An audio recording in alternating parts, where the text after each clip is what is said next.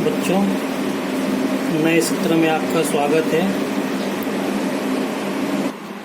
जैसा कि आप लोग कक्षा 9 पास करके कक्षा 10 में आ गए हो, तो अब कक्षा 10 में हमें जो पढ़ना है रैखिक समीकरण, हमने उसका कुछ भाग कक्षा 9 में भी पढ़ा है। आपने ग्राफ भी देखा है, समझा है। एक जो हमने पिछली कक्षा में पढ़ा था, हम थोड़ा उसका रिवीजन करेंगे। तो सबसे पहले हमने देखा था ये जो है अध्याय 4 में रैखिक समीकरण। तो उसमें पहले हमको 2 चर वाले बताए थे। अभी यहाँ पे पहले 1 चर वाले रैखिक समीकरण क्या होते हैं ये आपके सामने दिख रहा है। यहाँ पे ये जैसे x चर है इसमें, और ये सब समीकरण है यहाँ पे। तो जब समीकरण होते हैं तो उसके हल भी होते हैं। हल का मतलब ये है कि यहाँ पर हम x का क्या मान रखें कि इसको हल करने पर हमें 0 प्राप्त हो, या इसमें हम x का क्या मान रखें कि हल करने पर हमको 7 प्राप्त हो, इस तरह से। तो वो अभी मैं आपको समझाऊंगा। फिर यहाँ पे चर x है, यहाँ पे y है। चर मतलब अज्ञात राशि जिसका मान हमें निकालना होता है। तो जैसे हमको ये पहले x का मान निकालना है, तो यहाँ पे x का मान अगर मैं रखूँ, यहाँ पे -2 रखूँ, x का मान -2 रखूँ, तो क्या होगा, यहाँ पे हो जाएगा ये 3 × -2 प्लस 6 बराबर 0 प्लस 6। ठीक है, अभी इसको ऐसे रखो, बस हमको इसका मान निकालना 0 आना चाहिए। तो ये 3 का गुणा -2 में करेंगे तो -6 हो जाएंगे, और प्लस 6, 6 से 6 कट जाएंगे, ये 6 में से 6 गए तो 0 बचेंगे। तो इसका मान क्या आया, 0 आया ना। जब हमने x बराबर -2 रखा तो इसका मान क्या हो गया, 0 मिला। इसका मतलब ये इसका हल है, x बराबर -2 इसका हल है। अगर मैं x का और कोई मान रखूँगा, तो हमको 0 प्राप्त नहीं होगा। तो केवल इसका एक ही हल होगा, और वो हल क्या है, -2।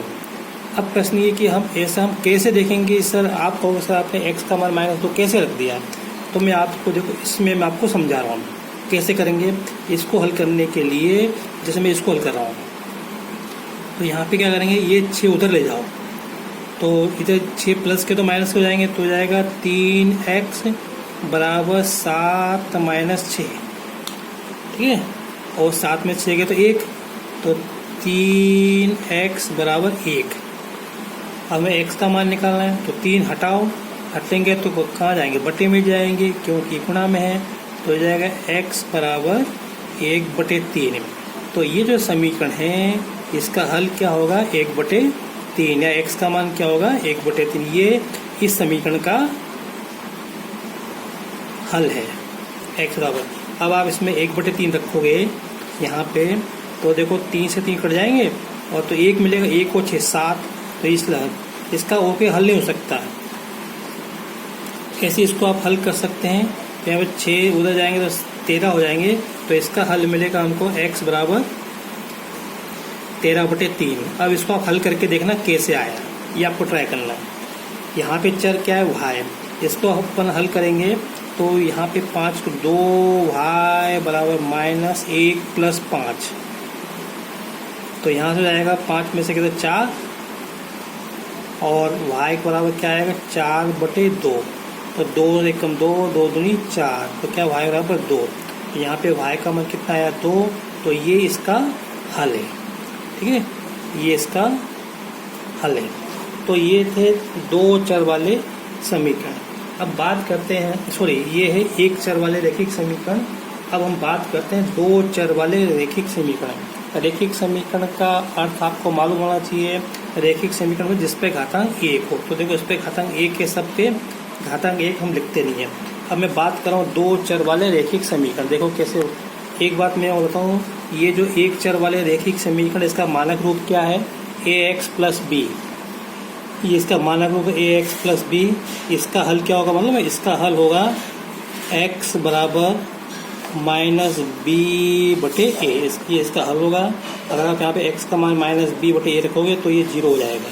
ठीक है, यहाँ पे शर्त है कि a का मान 0 नहीं होना चाहिए, यहाँ पे a का मान 0 नहीं होना चाहिए। चलो अब मैं बात करता हूँ दो चर वाले रैखिक समीकरण की। जैसा कि नाम से स्पष्ट है कि इसमें दो चर होते हैं, तो ये जो दो चर वाले रैखिक समीकरण ये इस तरह से होते हैं, ax plus V Y plus C बराबर 0, ax plus V Y plus C बराबर 0।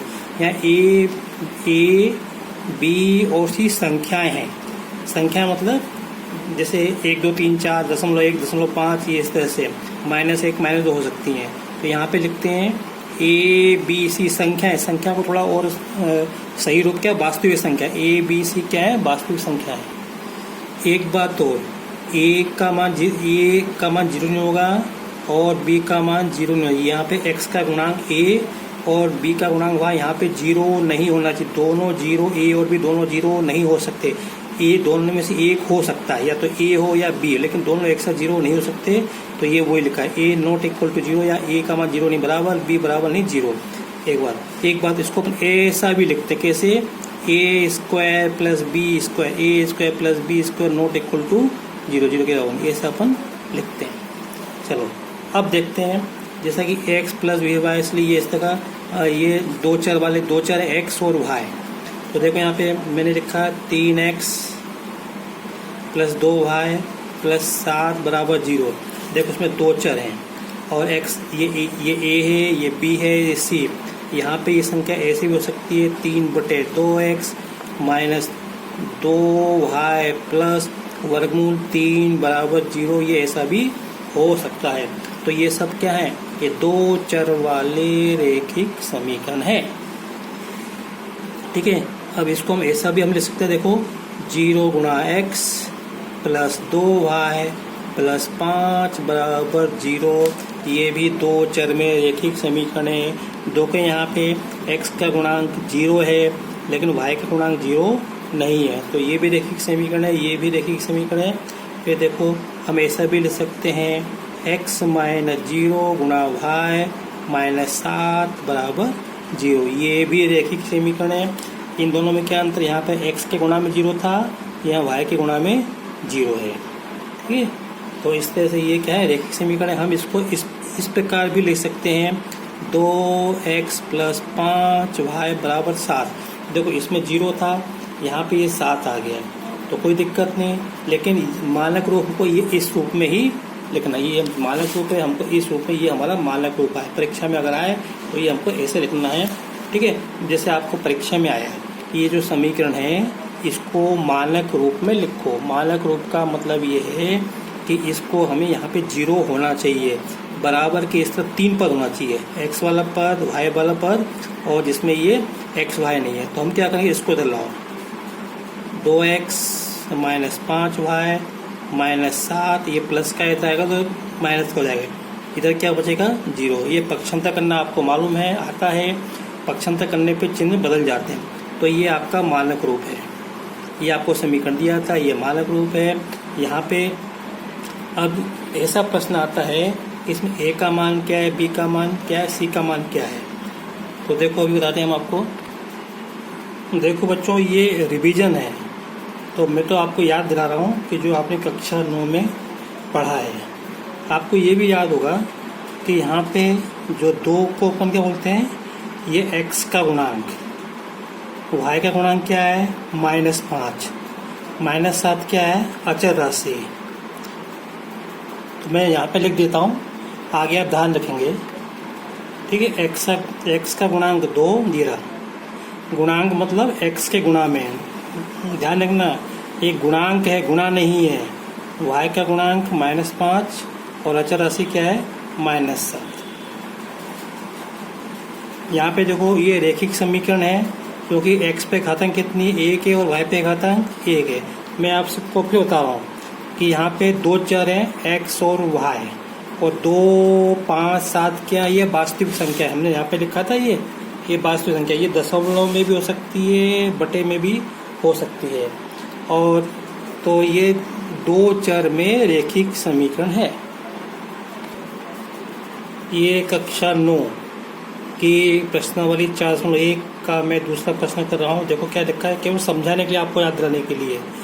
रैखिक समीकरण ax plus y plus c बराबर 0 के रूप में व्यक्त करो। ये जो समीकरण है इनको इस रूप में व्यक्त करना है और a, b और c के मान बताओ। तो देखो ध्यान से, ये समीकरण रैखिक समीकरण है, दो चर हैं x और y, इस पे घातांक 1 है, इस पे घातांक 1 है। ठीक है। अब देखो जो मानक रूप क्या होता है, मानक रूप में तीनों पद एक तरफ होते हैं, बराबर में क्या होता है 0। यहाँ पे क्या है, दो पद इधर है, एक पद इधर है, तो इसको अपन इधर लाएंगे क्योंकि अपने को बराबर 0 करना है। तो ये हो गया 2x प्लस 3y, इसको ऊपर इधर ट्रांसफर करेंगे तो ये प्लस का है तो माइनस 9.35, इस पे बार लगाने पर क्या बचेगा, 0 बचेगा। तो ये आपका मानक रूप हो गया। ठीक है। अब क्या बताना को ए बी सी का मान बताना है। तो ए कहाँ से मिलेगा, x का गुणांक, और b क्या होगा, y का गुणांक, c क्या है, अचर राशि। तो मैं यहाँ लिख देता हूँ। तो इस तरह से x का गुणांक a बराबर 2, y का गुणांक b बराबर 3, अचर राशि c बराबर 9.35 बार। ये प्रश्न देखो 2x बराबर -5y। तो सबसे पहले अपने को मालूम है क्या करना है, x y वाले पद एक तरफ होना चाहिए। तो इसको ये जो -5y को अपन इधर पक्षांतर कर लेते हैं, इधर आएंगे तो क्या हो जाएंगे, प्लस के हो जाएंगे। तो ये हो गया 2x प्लस 5y बराबर इधर का बचेगा 0। अब देखो यहाँ पे अपन को 3 पद दिखते हैं ना, 1 2 3 पद है ना, तो यहाँ पे तुमको 2 ही पद दिख रहे हैं। ठीक है। तो तीसरा पद नहीं है तो इसको अपन 0 पर ले सकते हैं। तो ये आपका ये जो समीकरण दिया था ये इसका मानक रूप है। ठीक है। अब हमको ए बी सी के मान निकालने हैं।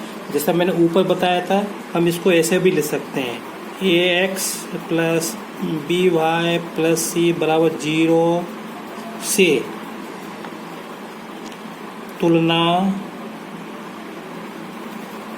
करने पर तो क्या हो जाएगा, इसका x के गुणा में 2, यहाँ पे a, तो a बराबर 2 और b बराबर 5 और c बराबर 0। तो लिख दो a बराबर 2, b बराबर 5 और c बराबर 0। ये आपके a b c के मान हो गए।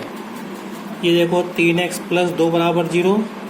तो इसमें अपने को 3 पद दिखना चाहिए। ये अब क्या नहीं दिख रहा है, इसमें x वाला पद तो है लेकिन y वाला पद नहीं है, ये अचर राशि है। तो अब क्या करेंगे हम, तो देखो आपको मालूम है ना कि जैसे कोई भी संख्या है उस पर में अगर अपन 0 का गुणा करेंगे तो क्या मिलेगा, 0 मिलेगा। तो अगर मान लो मैं 0 में y में 0 का गुणा करूँ तो क्या मिलेगा, 0 मिलेगा। तो कहने का मतलब ये है, अगर मैं इसको ऐसे लिख दूँ 3x प्लस 0 गुणा y, ये 0 गुणा y है ना, प्लस 2 बराबर 0। तो ये कहाँ से आया मालूम है ना, इसको मैंने कहा 0 गुणा y लिखा तो कोई फर्क नहीं पड़ेगा, ये और ये एक ही चीज़ है, एक ही बात है। केवल यहाँ पे 2 पद दिख रहे हैं, यहाँ पे 3 पद दिख रहे हैं। तो अब यहाँ पे ये क्या हो गया, मानक रूप हो गया। ये क्या हो गया, मानक रूप हो गया। इसका ये जो अपने को समीकरण दिया था ये इसका मानक रूप हो गया।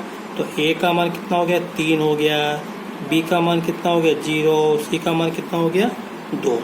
तो इस तरह से आप इसको अपन कर सकते हैं। ठीक है। अभी इस वीडियो में इतना ही, और बाकी का मैं आपको अगले वीडियो में समझाऊंगा। अगर आपको मेरा ये वीडियो पसंद आया हो तो इसे लाइक करें, शेयर करें और सब्सक्राइब करें।